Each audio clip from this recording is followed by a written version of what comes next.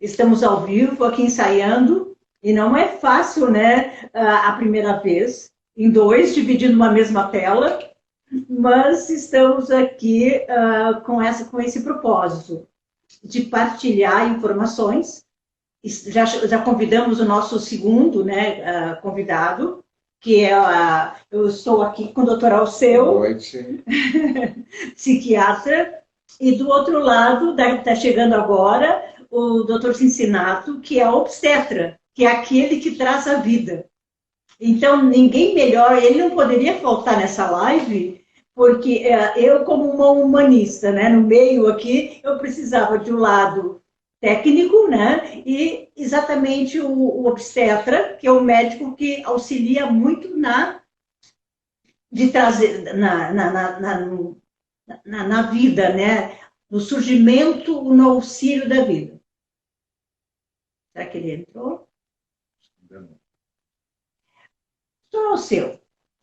Eu vou começar a conversar, que é informal, todos nós estamos sempre aprendendo, não é? Inclusive, eu até fiz aqui uma provocação para o senhor e para todos nós, que é a alfabetização em saúde mental e de campanhas anti-estigma.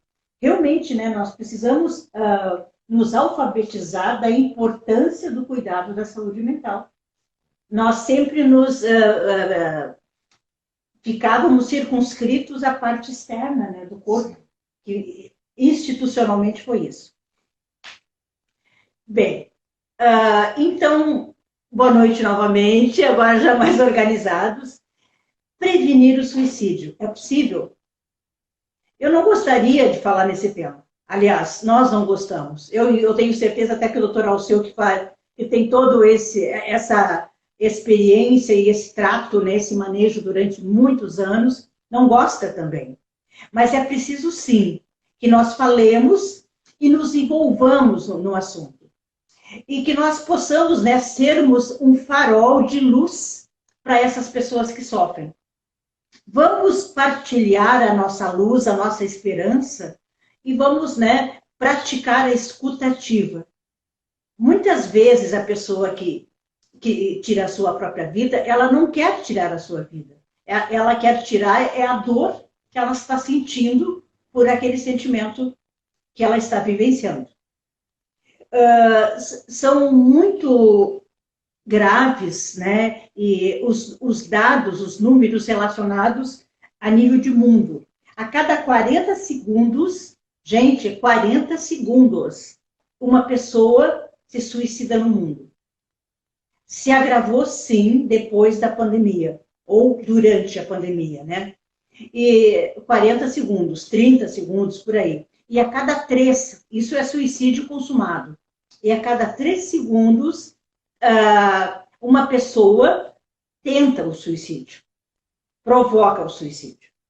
Então, é preciso, sim, que nós, né, utilizemos a campanha mundial, que se chama, nesse ano foi chamado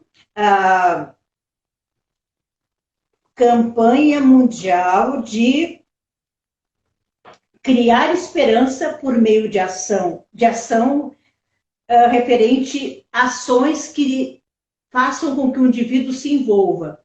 Então, é criar esperança, gerar esperança. Todos nós, se quisermos, estamos aptos a gerar esperança no outro, não é? Bem, doutor, enquanto o doutor Cincinato não entrou, vamos nós. Certo.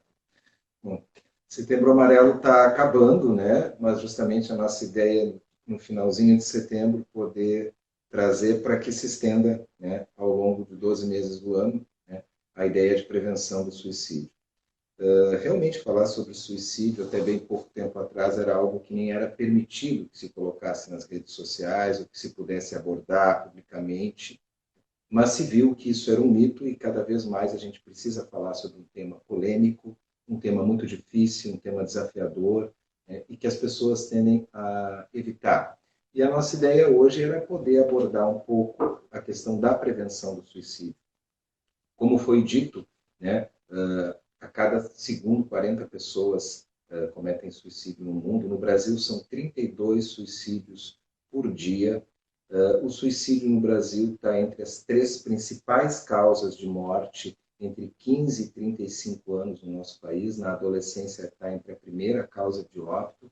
Em Porto Alegre, na nossa cidade, as estatísticas mostram que está entre as 4 principais causas de óbito externas, né? Então é um tema assim que a gente precisa tratar, abordar. E o suicídio, na verdade, ele não é gerado por apenas uma causa, né?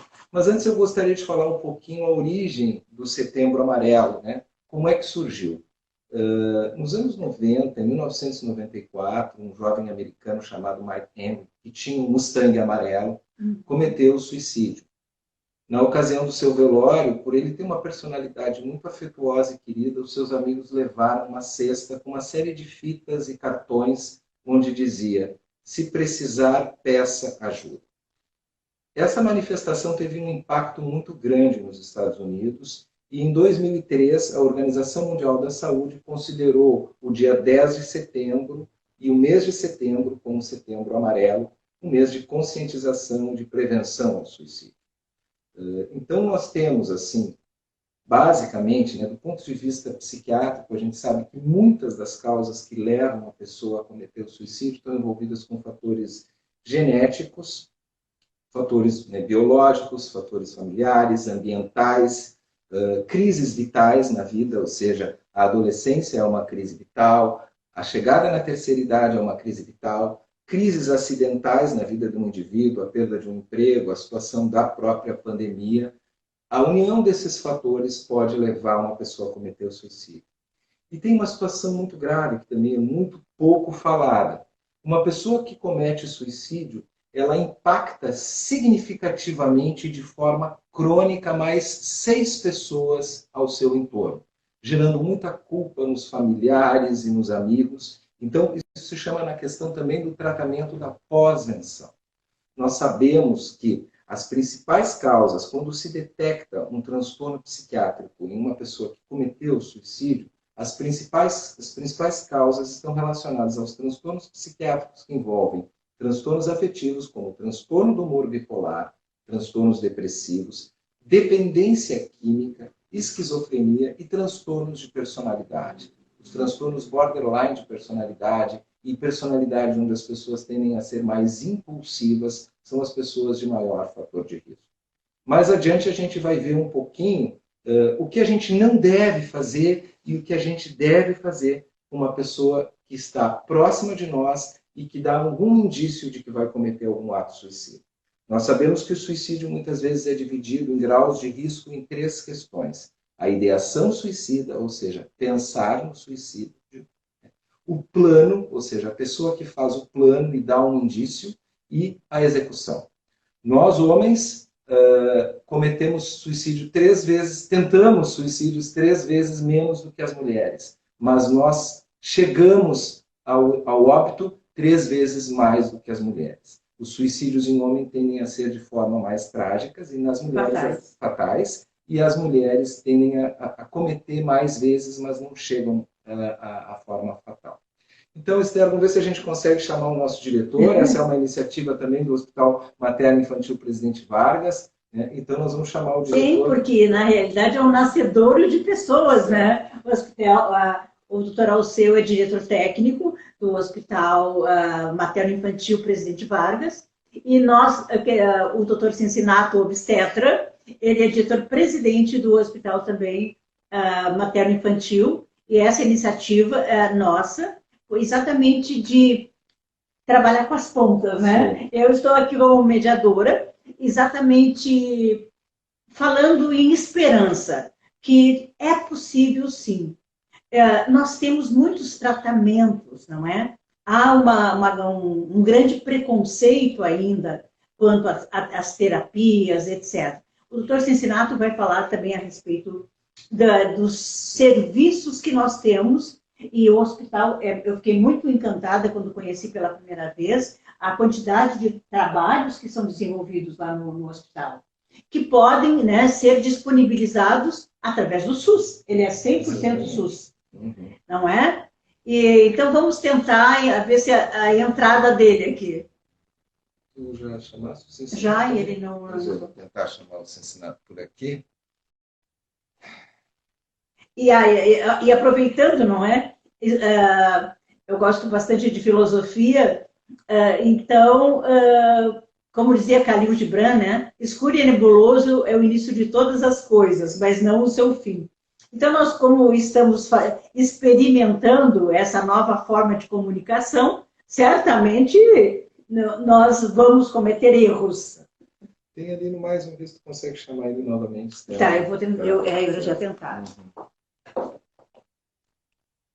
Aguardando a chegada do foco.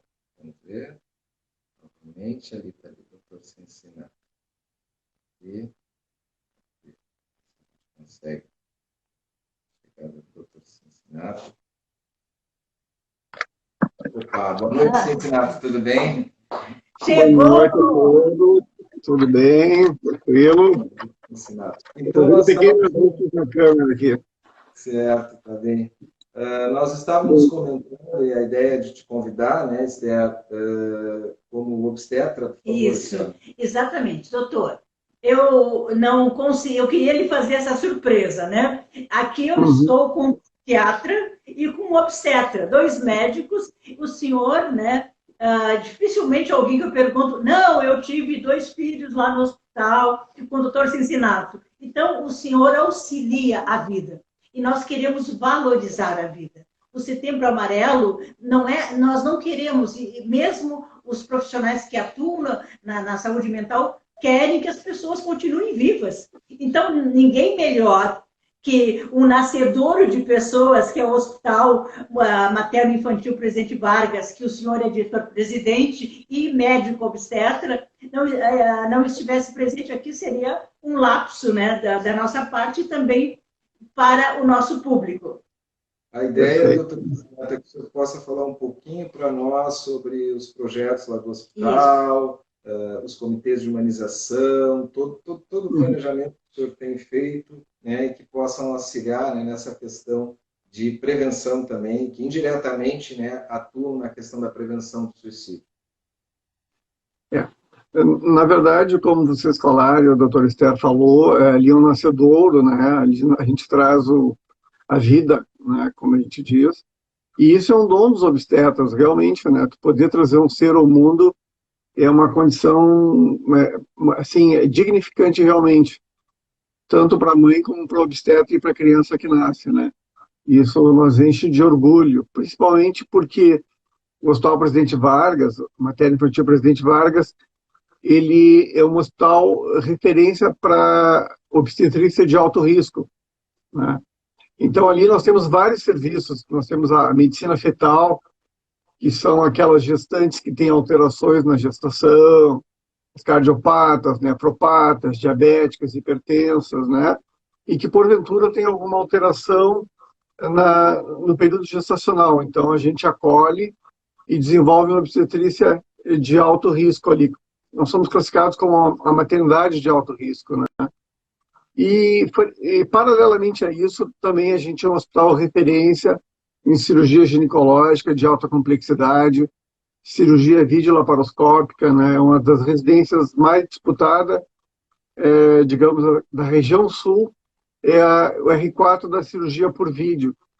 Realmente o hospital é uma ilha de excelência em termos de videolaparoscopia, né?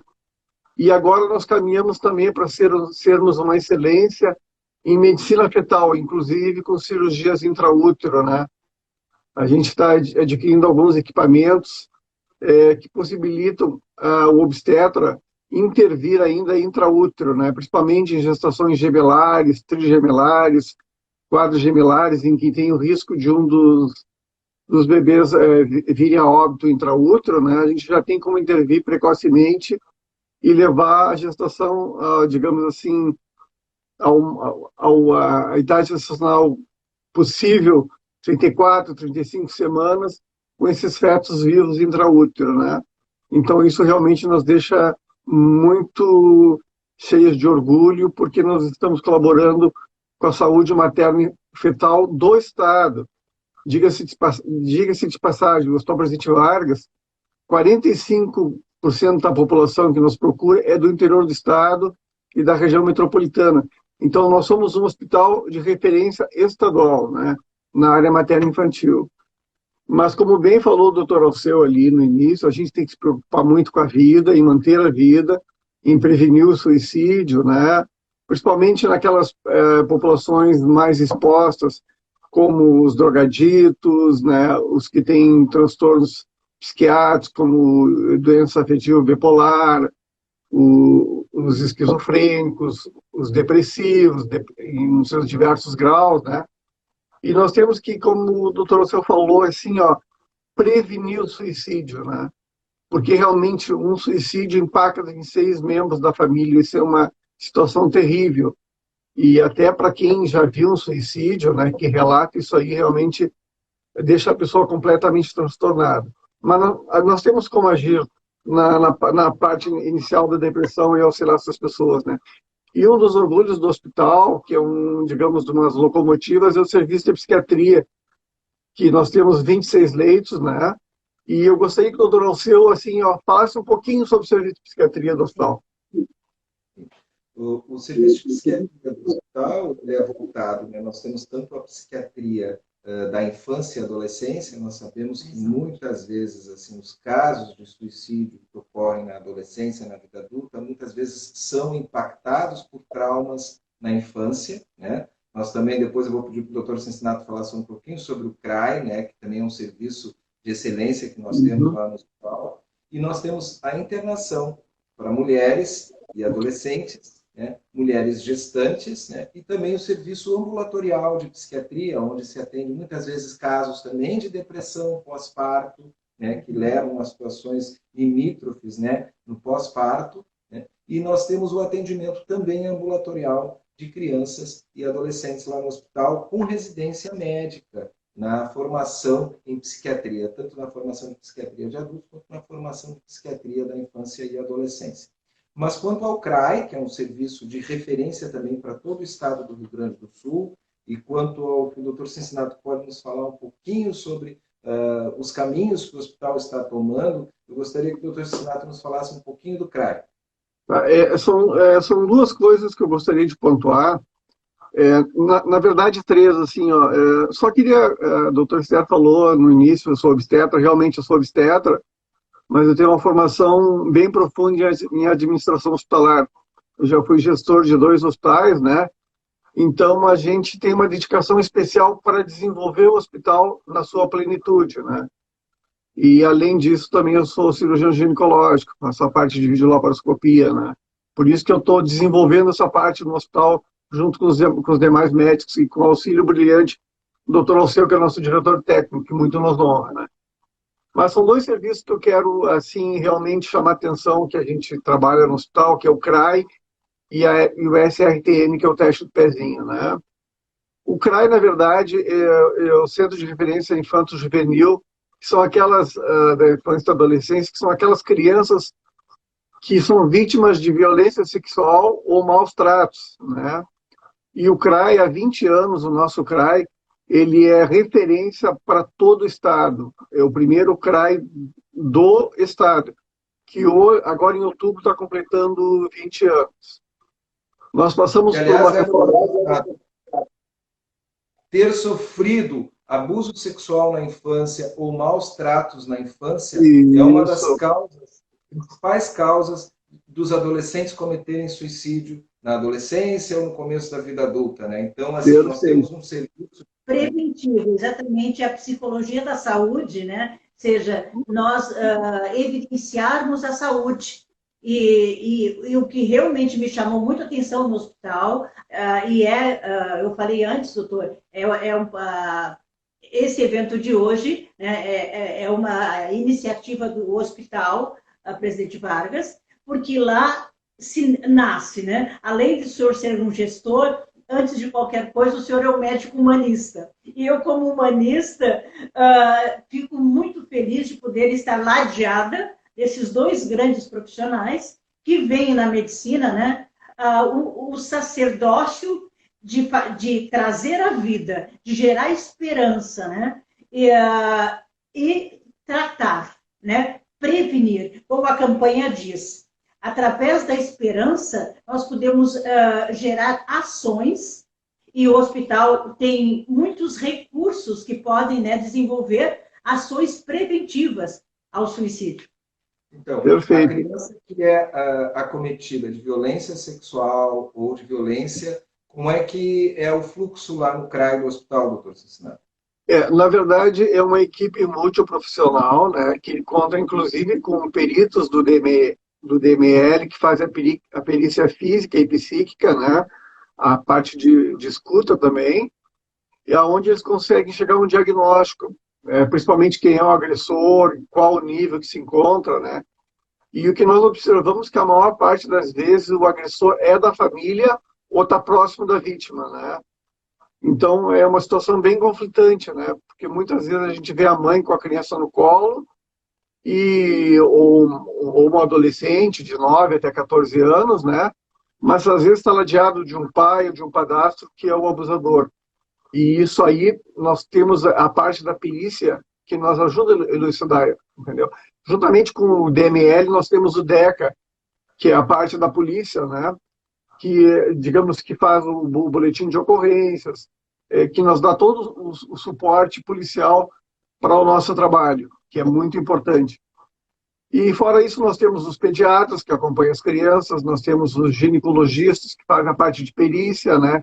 E também acompanham, tanto o pediatra como o ginecologista, acompanha essas vítimas por um período mínimo de 6 meses, né? Porque a gente tem o ambulatório de egressos, que é muito importante, que dá seguimento ao tratamento inicial, justamente com o suporte da psicologia, do serviço social e dos médicos em geral, para que essa criança não tenha uma recaída. E como o doutor Alceu bem lembrou, no futuro não seja vítima de uma depressão que leve ao suicídio. Nós queremos reinseri-lo no contexto social livre do agressor, né? Então, a nobreza do trabalho é muito importante.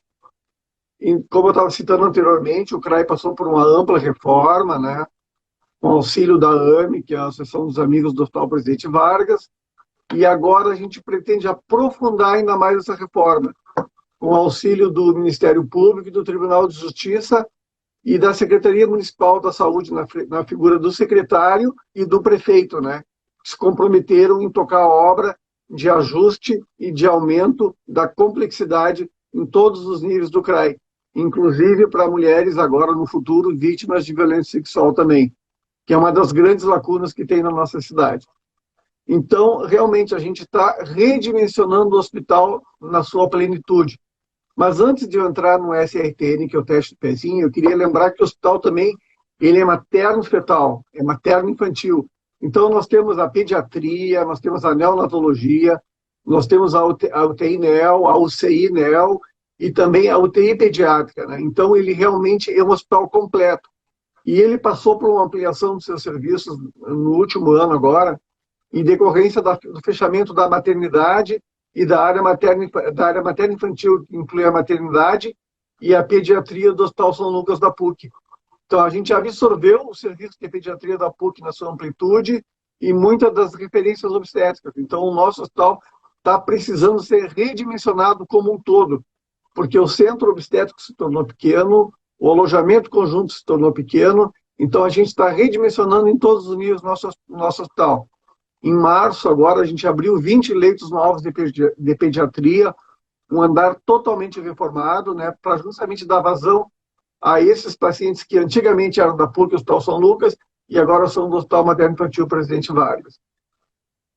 E entrando agora no SRTN, que também é uma referência estadual, né, que é o famoso serviço de referência em triagem neonatal, que envolve os erros inatos do metabolismo, né? Nós somos referência para todo o estado. O Hospital Presidente Vargas é referência, digamos, para o teste do pezinho, que faz diagnóstico e ajuda no acompanhamento dos erros inatos do metabolismo, atualmente em 6 patologias, que posteriormente vai ser aumentada para 7, depois 20, 30, até 53 doenças que vão ser diagnosticadas e tratadas e acompanhadas por uma rede de profissionais, né? Então, isso realmente nos orgulha bastante em nós podermos estar auxiliando no futuro dessas crianças que porventura venham a nascer com algum problema qualquer e que possa ser acompanhado e corrigido desde o seu nascimento até a sua vida plena.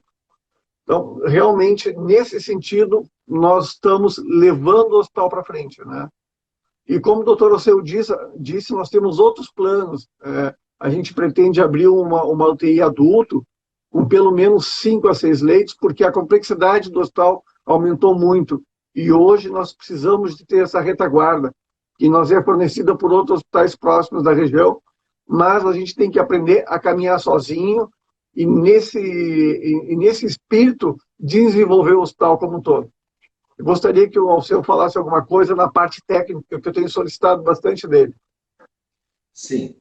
Uma das questões, um órgão chamado pelo Dr. Cincinato para assumir a direção técnica do hospital é um trabalho do Comitê de Humanização do Hospital, ou seja, as pessoas, desde o momento que chegam no hospital, todo o tempo, ou seja, do atendimento ao diagnóstico, onde a gente desenvolva com todos os colaboradores do hospital a característica de humanização.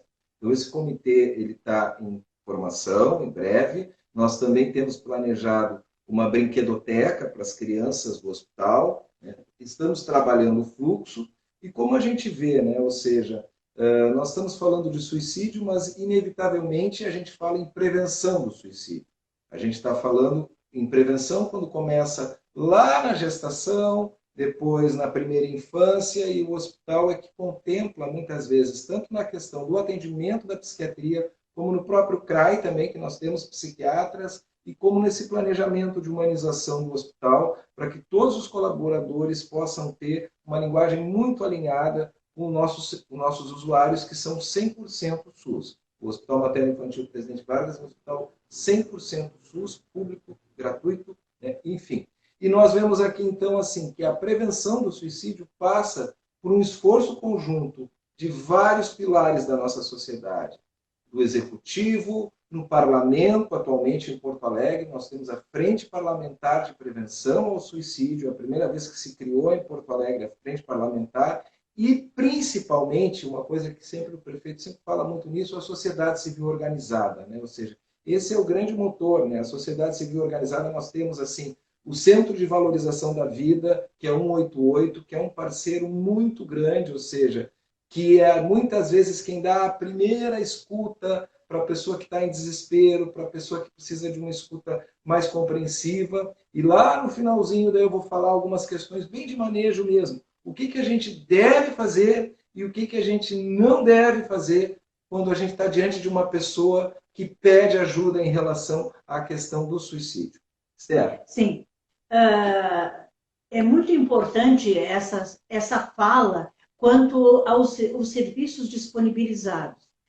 O Rio Grande do Sul tem é um celeiro na área da saúde. Nós estamos aí pelos informativos em segundo lugar no Brasil, em nível de estrutura física, estrutura tecnológica, qualidade dos profissionais, dos cientistas aqui. Nós poderíamos estender e também divulgar, a minha intenção foi, conversando já, que as pessoas saibam, né, dos serviços que nós temos aqui em Porto Alegre, no hospital, que muitas vezes até o suicídio, a mãe, o pai não sabem a quem recorrer, não têm recursos, estão em estado de vulnerabilidade social e não sabem a quem recorrer. E a questão da vulnerabilidade social é uma das missões do hospital.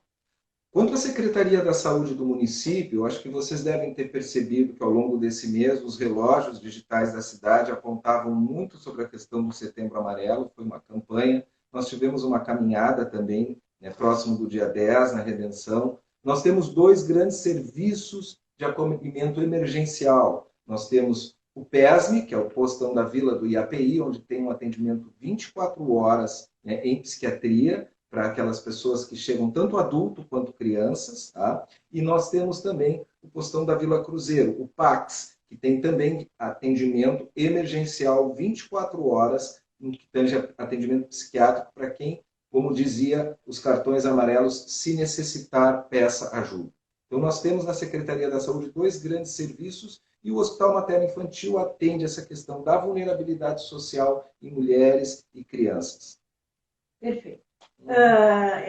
Novamente, né, nós devemos divulgar. O que é bom deve ser divulgado. E nós, então, enquanto comunicadores técnicos que todos somos, devemos, sim, exercer esse papel de divulgadores dos serviços que nós temos aqui no Rio Grande do Sul, em Porto Alegre, para que nós possamos também, países vizinhos, como Argentina, Uruguai, muitos, México, Chile, pessoas acabam indo para os Estados Unidos, para a Europa, quando nós temos profissionais e serviços aqui na nossa rede hospitalar. Estou certa, doutor Cincinato? Perfeito. Nós temos que realmente valorizar o que nós temos. São grandes profissionais, né? E uma coisa que o Alceu deve ter falado no início da nossa live é que nós temos vários doutores e vários mestres no hospital, né? Onde a pesquisa científica é desenvolvida assim com muito afinco. E também uma outra coisa importante que o doutor Alceu vai falar posteriormente é que nós caminhamos para receber do MEC o título de hospital de ensino, né? Nós já trabalhamos com a residência em vários níveis, a residência em ginecologia, em obstetrícia, em pediatria, vamos abrir a residência em cirurgia pediátrica, né? Mas a gente vai ter o título de hospital de ensino reconhecido pelo MEC, isso nos honra muito, né? E vai ter um aporte maior de recursos para o hospital e, consequentemente, a gente vai ter bolsas de estudo para os nossos profissionais, os nossos prescritores, e inclusive para os nossos alunos de uma forma mais contínua e mais fácil de obter. Gostaria de falar sobre isso. Há bastante tempo do Hospital Amigo da Criança, né? E quando a gente fala, de novo, em prevenção do suicídio, a gente tem que ir lá para as primeiras etapas do desenvolvimento, que é ali onde se forma o apego seguro, né? Nós sabemos que existem fatores de proteção ao suicídio, então, principalmente relacionado às questões de formação do apego. E uma das missões do hospital é trabalhar a vulnerabilidade social, e a gente sabe que a gente vive num país onde existe grande vulnerabilidade social, e a gente tem que trabalhar lá na prevenção, desde uma gestação bem atendida, um parto bem feito, bem acolhido, né? E até a primeira infância, quando se sabe que é ali que estão se formando a personalidade, as questões de apego, que vão oferecer segurança para a vida, ao longo da vida do indivíduo, né? Então tá, Esther, eu acho que seria muito importante também no final a gente poder dar algumas, lembrando do 188, do Centro de Valorização da Vida, e eu acho muito importante que a gente fale também um pouquinho sobre pós-venção, né? Que é como tratar, como acolher as pessoas que tiveram um familiar que cometeu suicídio, ou um amigo que cometeu suicídio. Essa é uma questão muito importante que eu também falei, impacta a vida de 6 pessoas, impacta com muito sofrimento e com muita culpa, né? Então, uma das coisas que a gente vai poder falar, não sei quanto tempo nós temos de live ainda. Não sei, mas estamos ali. O que a gente não deve fazer quando uma pessoa pede ajuda com ideação suicida e o que a gente pode fazer com uma pessoa que pede ajuda. Eu vou começar colocando alguns aspectos do que a gente não deve fazer quando uma pessoa nos chega com uma confissão de que está uma ideação suicida. A primeira coisa que a gente não deve fazer é não deixar essa pessoa sozinha, certo? A segunda coisa que a gente não deve fazer é banalizar o pedido de ajuda. Nós sabemos que muitas das ações suicidas, elas são precedidas de alguma comunicação. Ou seja, é um amigo, é um familiar que começa a ficar mais isolado, de forma mais estranha, manda algumas mensagens de desesperança, já teve um histórico no passado de alguma tentativa. A gente sabe que quem teve algum histórico no passado de tentativa de suicídio, de automutilação ou de episódio depressivo, tende a repetir, num curto período de tempo, uma nova tentativa. Então, esse é um sinal amarelo. Uma outra coisa que é, assim, um dos manejos mais errados que pode haver é desafiar a ideação suicida da pessoa. Muitas vezes é um dos manejos mais estúpidos que pode haver, é você desafiar a pessoa, né, muitas vezes de forma totalmente ignorante, se chega e diz, então, Se tu quer te matar, tu pega e quero ver mesmo se tu tem coragem. Então, esse é um dos manejos piores que se pode fazer. Banalizar o suicídio, dizer, banalizar a dor do outro, dizer, isso aí já aconteceu comigo, vai passar. Né? Oferecer garantias, falsas garantias também, para uma pessoa que está com ideação suicida. Então, nós não devemos ter esse tipo de atitude. Que tipo de atitude nós devemos ter? Nós devemos ter uma escuta compreensiva e empática. Nós devemos abordar outras soluções para a vida do suicídio. Muitas vezes a gente sabe que a gente tem 100 chaves na vida para abrir uma porta e é a chave 99 ou a 100 que vai abrir aquela porta. Então nós temos que explorar outras alternativas na vida de uma pessoa que nos traz essa questão. Nós não podemos garantir para essa pessoa que nos traz, que está com alguma ideação ou algum indício de suicídio, que nós não vamos buscar ajuda numa rede. Pelo contrário, nós temos que tentar colocar essa pessoa, de que nós vamos tentar formar uma rede de apoio com familiares e com amigos, não deixando essa pessoa sozinha. Então essas são as atitudes principais que nós devemos fazer e as atitudes que nós não devemos fazer na questão do risco de suicídio. Pois bem, eu acredito, né, que o nosso horário já está quase finalizando, né, e diante dessas colocações, eu ainda trago sempre, né, a esperança, que é a possibilidade da vida, né, e agora no processo pandêmico, a falta de perspectiva de trabalho, autonomia, além da falta de acesso a especialistas. Então, esse programa de hoje, ou seja, essa live inaugural, que nós estamos iniciando um novo processo de comunicação, queremos contar com o senhor outras vezes também, é exatamente mostrar, né, o que nós temos a ofertar da nossa boa vontade e que nós, lá no hospital, nós temos médicos, nós não temos bacharéis em medicina, que é uma grande diferença entre ser médico e ser bacharel em medicina. Me perdoem, mas é assim que eu sinto. São médicos missionários, médicos vocacionados, para os quais, né, não só médicos, todo o corpo clínico, né, desde daquele que recebe o paciente, o motorista da ambulância. Não basta eu ter o melhor cirurgião lá preparado para a cirurgia se a ambulância atrasar. Então, todos que estão no hospital são extremamente importantes. É uma equipe, que é uma característica também do hospital, né, doutor Cinzinato? Esse trabalho em equipe. Todos têm, o seu trabalho é importante, independente da função que desempenha. Então, quero agradecer, né? Muito obrigada. E se precisar, peça ajuda. Desde o 188, da vida, até os nossos serviços. Estamos aí para ouvir, não é? Então, por que nós ganhamos 2 ouvidos e uma boca? Para que nós ouçamos mais e falemos menos. Um abraço. Tchau, tchau. Muito obrigado, Boa noite a todos. Muito obrigada.